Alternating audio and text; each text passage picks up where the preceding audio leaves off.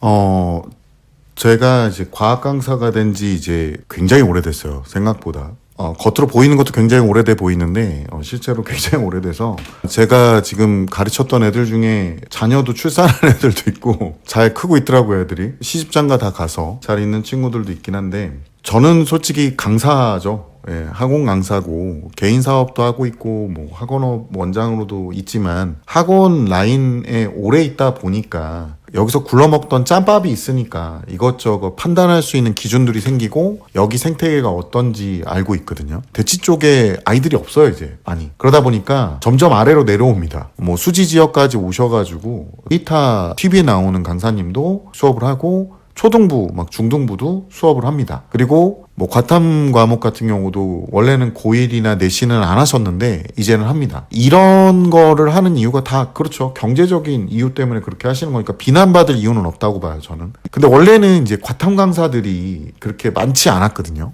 코로나 이전만 해도 경쟁 상대가 많이 없었어요. 그러니까 선택지가 많이 없는 상황이었죠. 어느 순간 수학 학원들이나 뭐 다른 학원들에서 과학을 이제 런칭을 하기 시작하고 과학 강사를 데리고 오기 시작하는데 가끔 이제 팜플렛 같은 거 내려오다 보면 뭐 어디 1타 그런데 한 과목에 1타만 한 1,300명 정도 되는 것 같아요. 제가 봤을 때는 1타라는 메이저 강사님들은 사실상은 이제 거의 정해져 있죠. 뭐 홍보를 하려고 그렇게 하는 건지는 모르겠지만 저 같은 이제 하급 강사들 입장에서 봤을 때는 어디서 그렇게 1타 강사들이 듣도 보지도 못했던 1타 강사들이 샘솟는지도 모르겠고 아마 마케팅의 힘이겠죠. 실제로 학원이라는 게 강사바를 받아요. 그러다 보니까 어떤 과목을 정하고 그 학원에서 수업을 들을 때 그 강사가 누구냐에 따라서 아이들이 영향을 받는 정도가 분명히 다르죠. 예, 그건 저도 인정을 하는데 또 이제 여러 번 가는 수업 같은 경우나 또는 이제 고난이도 수업 같은 경우는 강사빨뿐만이 아니라 시스템적인 부분도 감안을 해야 된다. 라고 보시면 됩니다. 학원을 어떤 걸 선택해야 되고 어떤 게 맞는지에 대해서 물어보시는 분들이 좀 있으세요. 그래가지고 제가 오늘 그 부분을 좀 답변을 좀 드려볼까 해서 이렇게 앞에 넋두리가 좀 길었어요. 이게 촬영 날짜가 크리스마스 날이거든요, 지금. 그래서 크리스마스 댓글 올라오는 걸 보면서 답변을 좀 드릴게요. 댓글을 읽어보겠습니다. 선생님, 크리스마스 날까지 영상 올려주셨네요. 가족들과 즐거운 시간 되시길요. 오늘 답답해 하심이 영상 밖으로까지 뻗쳐 나오는 게 느껴지네요. 네, 그렇죠. 크리스마스 날에도 애들은 핸드폰만 쳐보고 앉아있기 때문에. 그리고 며칠 전에 보니까 그 쇼츠에 핸드폰 좀 그만 쳐보고 했더니 뭘 핸드폰을 자꾸 쳐본대? 기분 더럽네? 이렇게 댓글 달아놔서 제가 고정해놨거든요. 제가 별명이 악마입니다. 어쨌든 간 저도 사실 과학은 걱정만 되고 대비를 확실히 해줘야 하는 것은 체감하고 있는데 자세히 몰라서 걱정이 많은 과목입니다. 더군다나 학원의 도움을 받고 싶어도 영수국, 이 어머니가 이제 중요시 여기는 과목이 영어인 거예요. 그리고 수학, 그 다음에 국어. 원래 국영수 이러는데 영수국에 비해 과학은 제대로 된 전문학원을 찾기가 쉽지 않고요. 수업이 제대로 이루어지고 있는지에 대한 상담을 하려면 어떤 점을 짚어야 할까요? 오늘 또 한번 선생님 학원이 멀리 있음에 안타까워하면서 영상 시청합니다. 라고 남겨주셨는데 진짜자님 항상 감사드리고요. 솔직하게 이제 제가 말씀을 드리는 게 맞죠? 예, 이런 방법은 없습니다. 왜냐면 저도 이제 저희 집안 꼬맹이들 학원이나 저희 친인척들 학원들에 대해서 분석을 할 때는요. 제가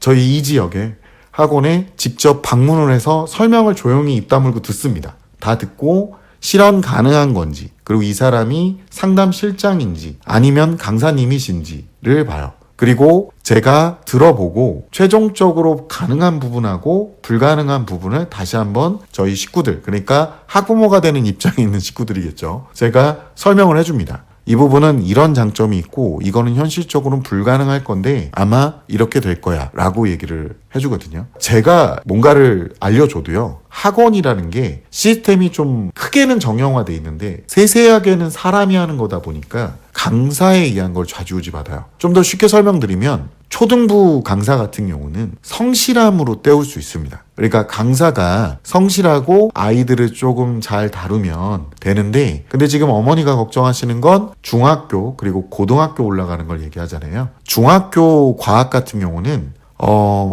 제가 이제 꼭 그런 건 아닌데 세 종류가 있어요. 저희처럼 직접 고용을 하고 퇴직금까지 보장을 하시는 강사님하고 같이 일하는 경우가 있고, 그 다음에 외부 용병이라 그래서 개인 사업자라고 해서 인적 용역 대상자, 그러니까 단기 고용직으로 일하시는 분들이 팀을 이뤄서 와가지고 수학학원이나 아니면 뭐 국어학원 이런 데 조인해서 같이 가는 경우가 많고요. 특히나 수학학원에서 그런 팀을 이뤄서 가는 경우가 꽤 많습니다. 그리고 이때는 메인 강사가 한 명 정도 있고 그 주변에 이제 서브 강사들은 알바거나 경력이 5년 이하인 경우가 꽤 많아요. 학원업이라는 게 인건비가 또 많이 듭니다. 수학 강사보다 과탐 강사가 페이가 더 높습니다. 특히나 물리학이나 화학을 고등부 3학년까지 할 수 있는 강사는요, 수학 평범한 일반 강사보다 더 높은 페이를 받습니다. 실제로는요.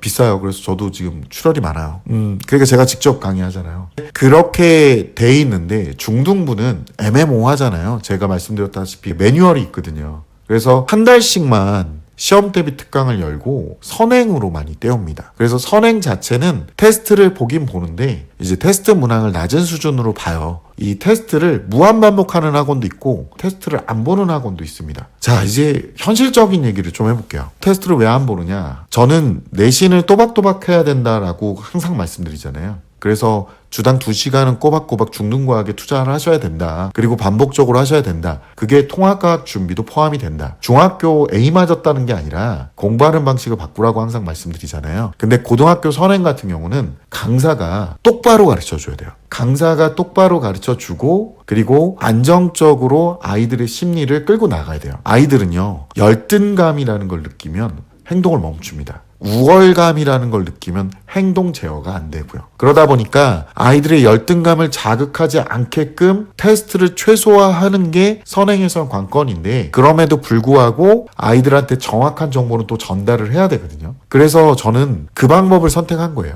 반복적으로 하되 자세하게 가르쳐준다. 그리고 자꾸 쓰게 한다. 이런 쪽으로 간 거고요. 일부 학원에서는 이거 한 다음에 심화하고 그 다음 뭐 하고 그러는데, 수학처럼 한 과목에 주당 막 6시간씩 이상 투자할 수 있으면 상관이 없는데 그것도 물리학에 주당 6시간씩 투자가 불가능하거든요. 그러니까 저는 그 수업 방식이 말이 안 된다고 보는 사람 중에 하나입니다. 2번 이상 자세한 설명을 반복적으로 듣고 3번째부터는 문제 풀 수 있는 상태가 보통은 돼요. 머리가 있는 아이들은. 그래서 저는 이거를 체크할 수 있는 방법은 사실상은 알려줘도 못한다라고 생각을 합니다. 제가 이거를 지금 학부모님을 무시해서가 아니라 그걸 판단하려면 여러 가지 세밀한 기준을 갖고 판단을 해야 되거든요. 아이한테 진짜 문제를 던져줘 보고 너 이거 못하네? 이거를 알아야 되잖아요. 이 정도까지 못한다고? 뭐 대표적으로 물리학 같은 경우는 처음에 한두 번 이제 로테이션으로 들었어도 물리학 문제를 수학식으로 표현이 불가능해요. 근데 그걸 못한다고 어떻게 하지? 이러면서 선생님한테 전화 주고 또 아이한테도 너가 더 열심히 해야 돼, 이 얘기를 계속하고 있으면 제 경험상 70%가 그만둡니다. 어머니들 참 희한하죠. 그냥 좋은 쪽으로 행동을 했는데 결과가 무조건 좋은 게 아니에요. 그래서 보통은 이런 부분을 자극하지 않게끔 자세하고 또 살짝의 우월감이 느껴지게끔, 야, 넌 지금 내 수업을 이해했어. 이야, 대단한데? 이런 식으로 끌고 나갑니다. 물론 제 방식이 잘못됐다고 느끼시는 분들도 있을 거예요. 근데 핵심은 뭐냐? 내신은 테스트를 보면 바로 튀어나오잖아요. 그리고 문제 유형이 정해져 있으니까. 근데 선행은 사실상은 불가능합니다. 외대부고 입시반에서 또는 특목고 입시반에서 상위 클래스에 항상 있었어요 라고 해서 물리학 문제를 풀어보면 지금 9등급 체제 안에 한 4등급 정도 되는 애들이 나타납니다. 무슨 얘기인지 아시겠어요? 어머니들은 한 1, 2 나올 줄 알고 생각을 하시는데 저희가 실제적으로 테스트해보면 대략 4등급 정도. 왜냐하면 그걸 또렷하게 다 기억할 수가 없어요. 전범위를 다. 또 하나가 뭐냐면 이해도가 높다는 것과 문제를 잘 푸는 거는 또 별개의 문제입니다. 왜냐하면 고등학교 과탐은요, 암기돼 있는 것과 또 이해돼 있는 것과 또 응용할 수 있는 것까지 다 따져서 연습이 돼야 되니까 결국에 시간을 많이 투자할 수 있는 세팅을 하시는 게 맞다고 보는 거죠. 그러니까 학원에서 과탐 선행이 잘 되고 있는지를 알고 싶다면 해당 학원에서 강사가 오랫동안 근무했는지를 먼저 보시면 좀 더 좋을 거고요. 그리고 해당 학원에서 고등부까지도 코칭이 가능한지, 고등학교 1학년까지는 알바를 쓰는 경우도 굉장히 많습니다. 근데 고3까지는 그렇게 못하거든요. 그 학원에서 배출했던 이력이 있어야 되는 거예요. 그래서 고3까지도 해당 강사님이 지도를 할 수 있는지를 보시면 좀 더 쉽게 판단하실 수 있습니다. 제가 드릴 수 있는 답변은 여기까지인데 좀 도움이 됐나 모르겠네요. 오늘 제 넋두리 들어주셔서 감사합니다.